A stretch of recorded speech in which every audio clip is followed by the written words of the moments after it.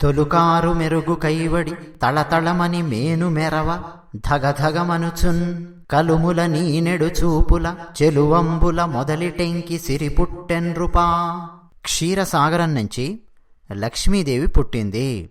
ఎలా పుట్టింది అంటే, అందచందాలకు నెలవైన ఆ లక్ష్మీదేవి తొలకరి మేఘాలల్లో మెరిసే మెరుపు తీగల్లాంటి తళతళమనే మేని కాంతితో మన దరిద్రాన్ని పోగొట్టడం కోసం సంపదలను వెదజల్లే ధగధగమనే చల్లని చూపులతో విరాజిల్లుతోంది. పలుకుల నమృతంబు చిలుకనెవ్వానితో భాషించే వాడెపో బ్రహ్మయనగా నెలయించి కెంగేలనెవ్వని వరించే వాడె లోకములకు వల్లభుండు మెయితీగనెవ్వని మేనితో గదియించే వాడెపో పరమ సర్వజ్ఞమూర్తి. నెలతుక ఎప్పుడు నివసించునే ఇంట నా ఇల్లు పరమగు అమృత పదమో. ఇంతి చూపు వారె నెచ్చోటి కచ్చోటు జిష్ణుధనద ధర్మ జీవితంబు. కొమ్మ చిన్న నగవు గురుతర దుఃఖ నివారణంబు సృష్టి కారణంబు. లక్ష్మీదేవి అమృతాన్ని ఒలికే తన వాక్కులతో ఎవరితో అయితే పలుకుతుందో అతడే బ్రహ్మ అవుతాడు.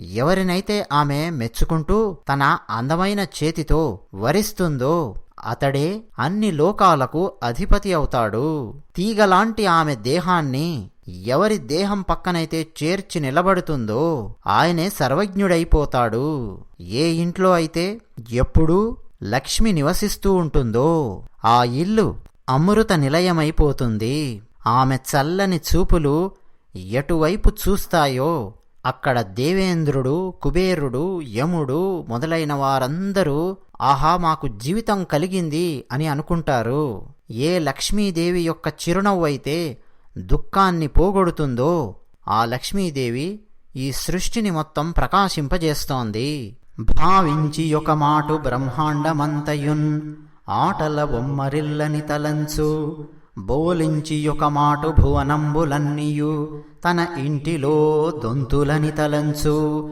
పాటించి ఒక మాటు బ్రహ్మాది సురలను తన ఇంటిలో బొమ్మలని తలంచు గొనకొని ఒక మాటు కుంభిని చక్రంబునలవడ బొమ్మ పీటని తలంచు సొలసి యొక్క మాటు సూర్యేందు రోచులన్ అసటి దీప కళికలని తలంచు భామ యొక్క మాటు భారతీ దుర్గలన్ ఆత్మసఖులటంచునాదరించు.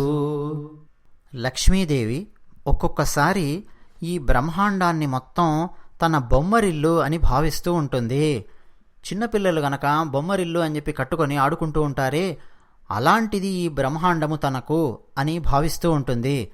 ఒక్కొక్కసారి అన్ని లోకాలు ఉండే బ్రహ్మాండ భాండాలన్నీ కూడా తన ఇంట్లో ఉండే కుండల వరస అని చెప్పి అనుకుంటూ ఉంటుంది. బ్రహ్మాది దేవతలందరినీ తన ఇంట్లో ఆట బొమ్మలు అని ఒక్కొక్కసారి అనుకుంటూ ఉంటుంది. ఒక్కోసారి ఈ భూమండలాన్ని మొత్తం తన బొమ్మల కొలువు పెట్టుకునే స్థానంగా భావిస్తూ ఉంటుంది. సూర్యుణ్ణి, చంద్రుణ్ణి అక్కడ పెట్టే చిన్న చిన్న దీపాల్లాగా ఆమె చూస్తూ ఉంటుంది.